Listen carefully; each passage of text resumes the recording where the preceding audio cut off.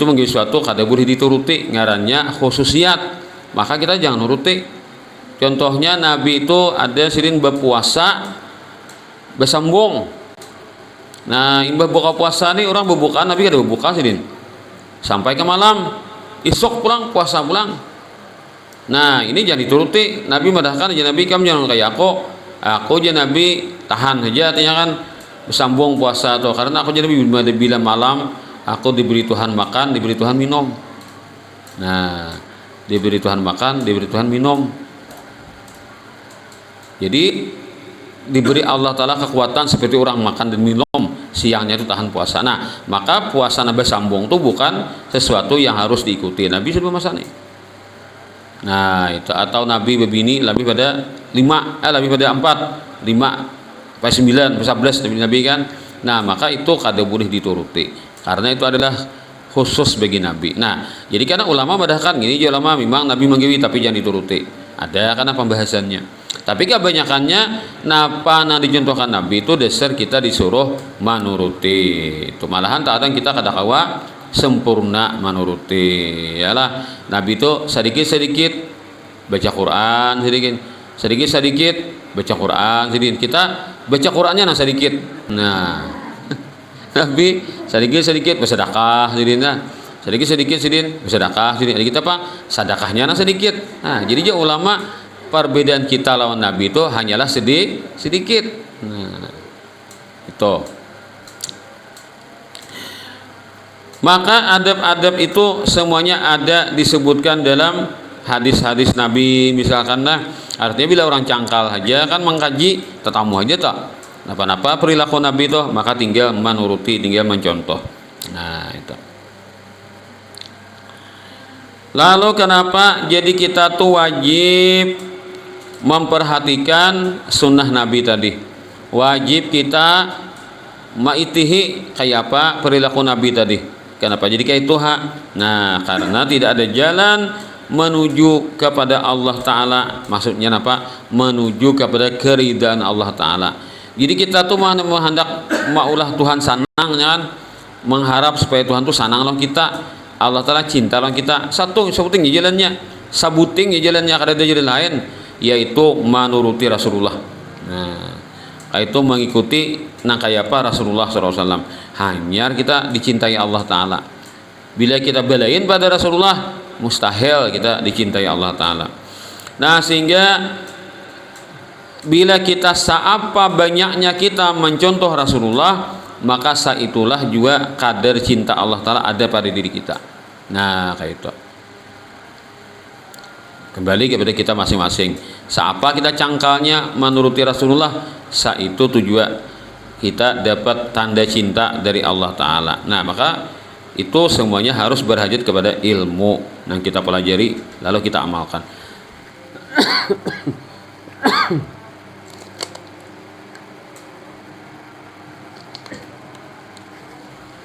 Dalam Al-Quran surah Ali Imran ayat 31, Qul, sampaikanlah wahai Nabi Muhammad kepada umatmu, in kuntum, jikalau kalian wahai umatku, tuhibbunallaha, mencintai Allah Ta'ala, amun kamu bujur-bujur cinta kepada Allah Ta'ala, fattabi'uni, maka ikutilah aku, kata Rasulullah. Disuruh mengikuti Rasulullah. Yuhibbukumullah, niscaya Allah akan mencintai kalian. Jadi kan otomatis.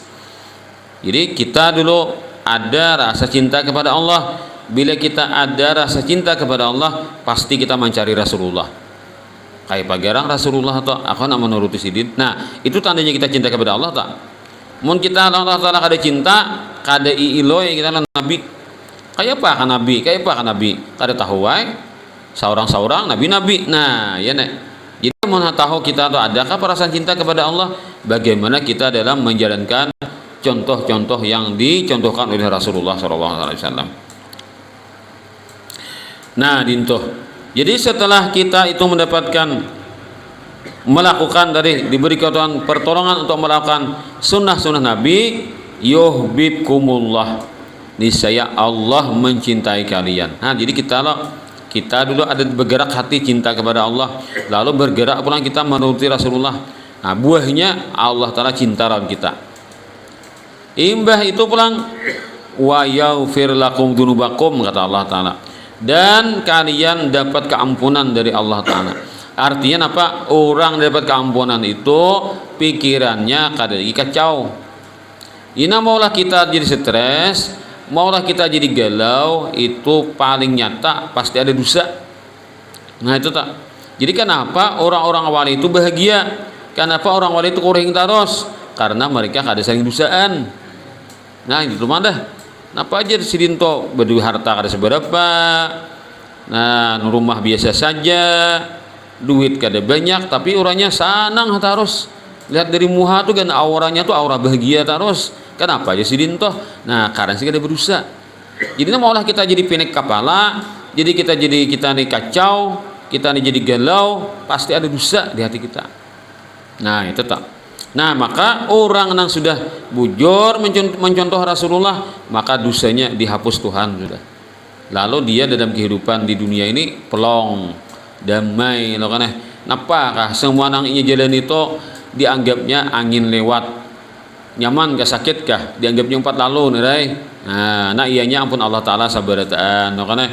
Nah ianya hatinya sudah bahagia lawan Tuhan. Nah itu pada buahnya orang nang paasian dan Allah taala. Jadi kita ini kan hawa nafsu itu nyaman. Napa aja hawa nafsu itu membawa kita pasti nyaman terus, tapi nyamannya sesaat,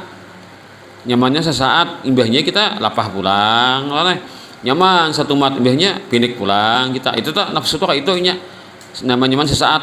Ketika kita beribadah lapah kita, nah lapah itu kata kawan kita karasi langsung hilang lapahnya. Tohok lo kita melawan lapah tuh tohok lo, melawan panat tuh tohok lo, melawan muyak tuh tohok lo kita beribadah tak. Tapi bila mau sudah karasaan karunyutnya, nah nyaman sudah.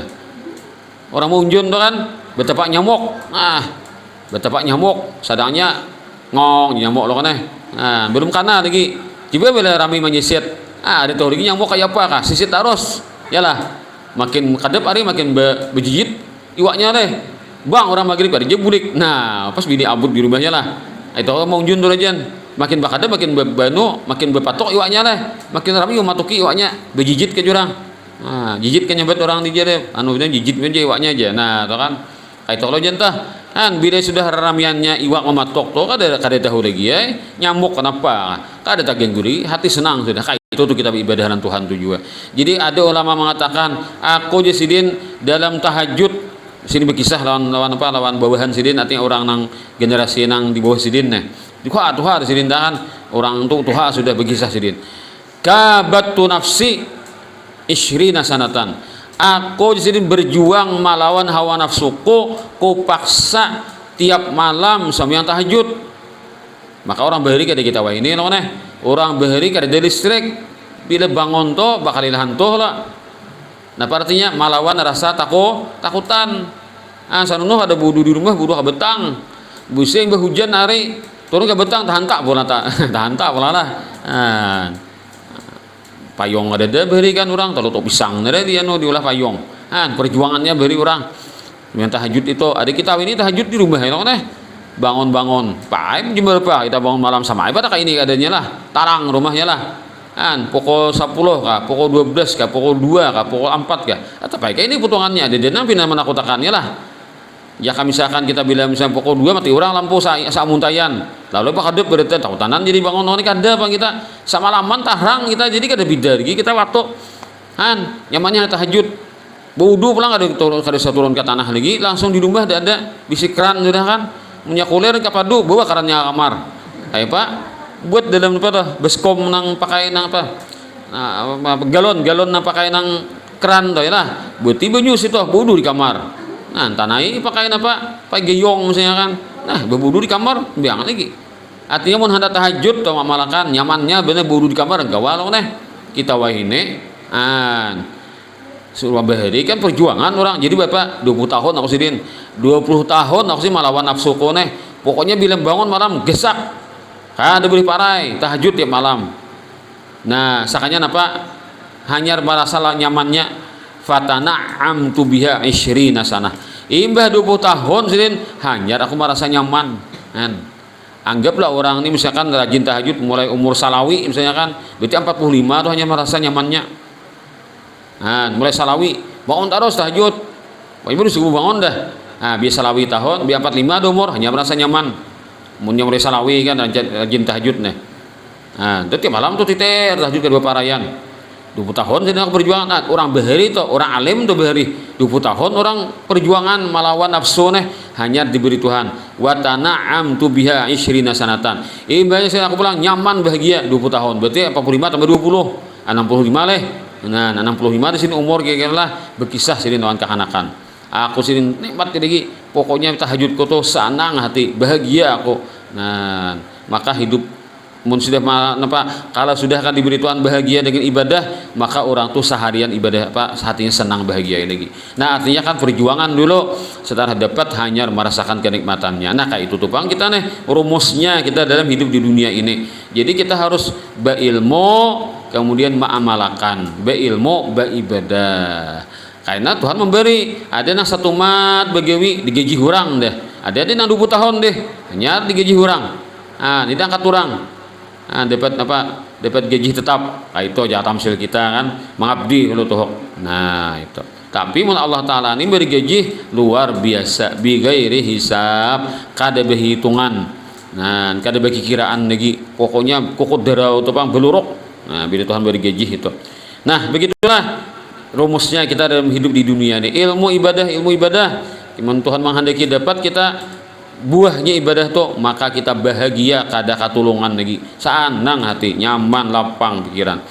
Nah, maka sidin kebaikan apa saja semuanya terletak di dalam mengikuti Rasulullah.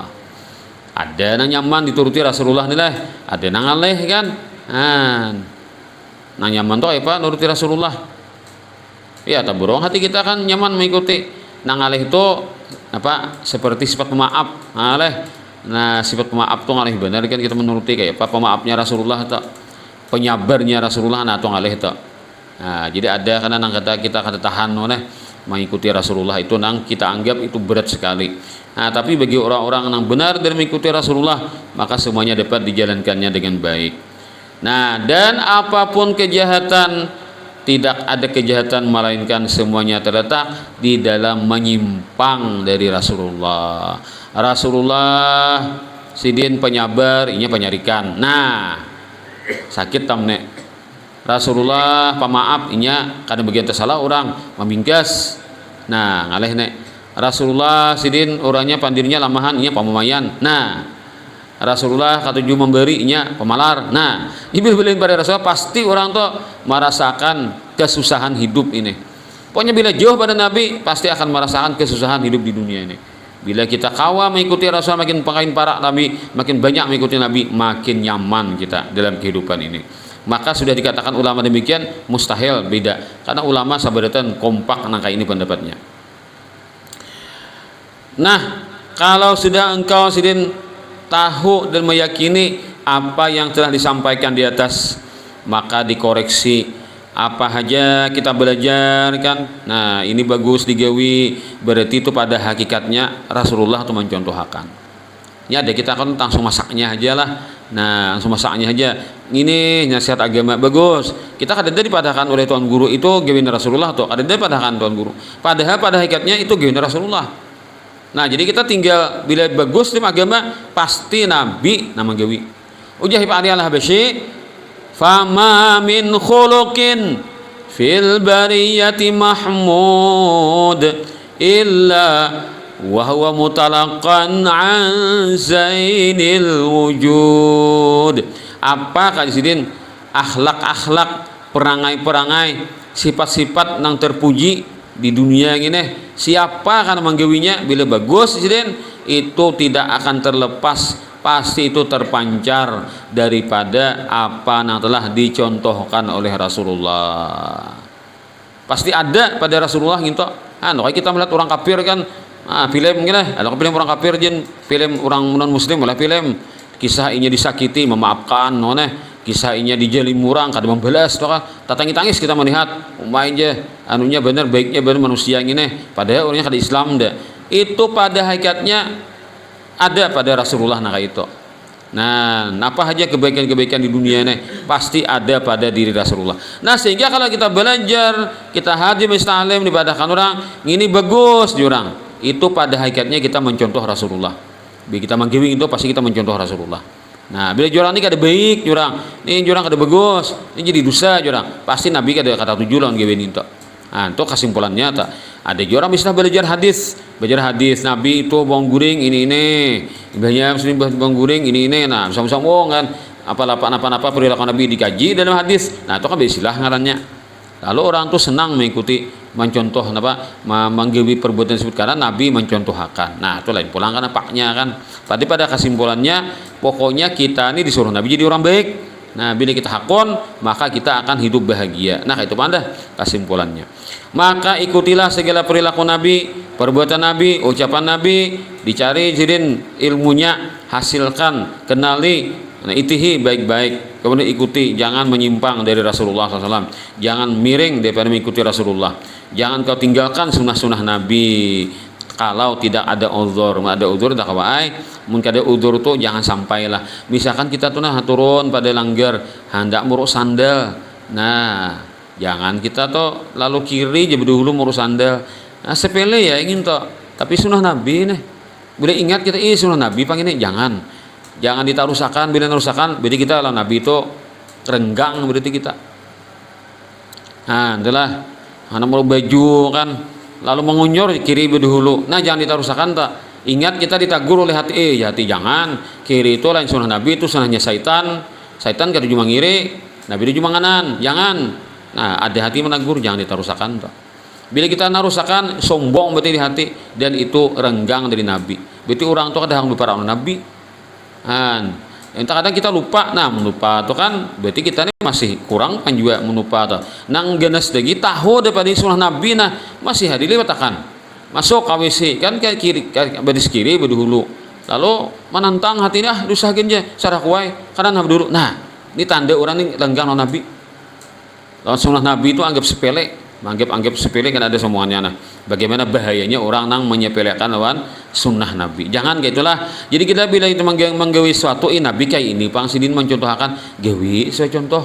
Kita ada ilmunya pang. Itu kan jangan kita menganggap sepele terhadap sunnah Nabi walaupun enteng.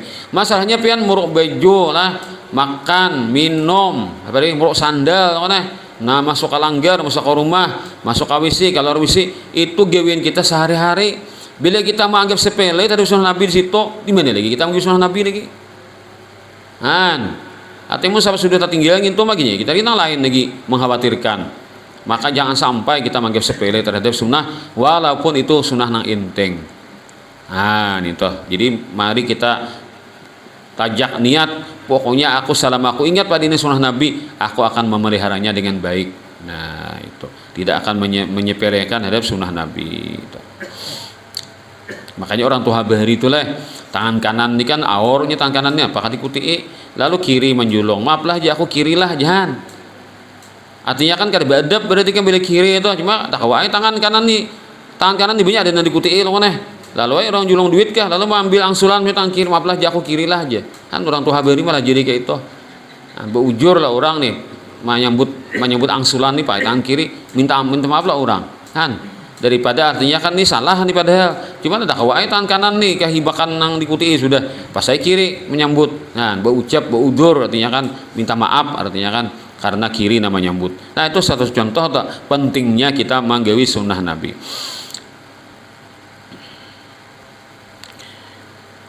Maka jangan tinggalkan sunnah Nabi tanpa uzur.